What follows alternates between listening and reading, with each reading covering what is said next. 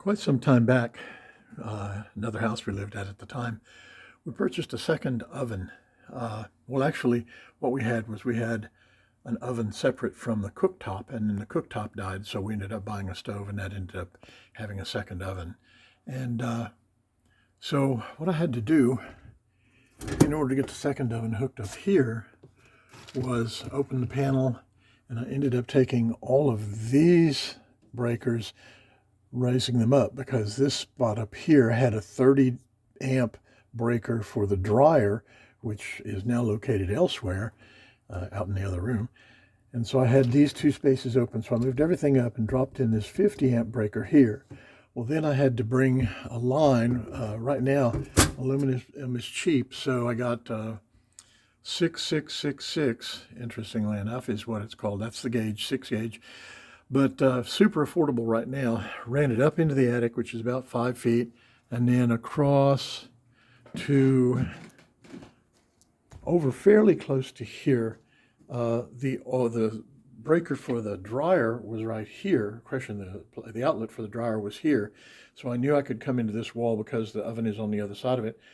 But given the distance, I didn't want to go too far, and I measured the distance on the other side of the wall of where the oven could go.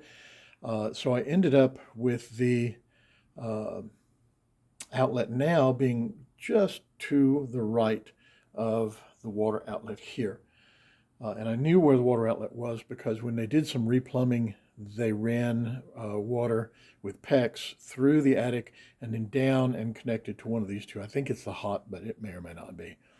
So anyway, then it took me several hours in the attic to get those two things done, getting the wire run and dropped, because everything is, as you may imagine, in a not too tall attic. It was kind of tough.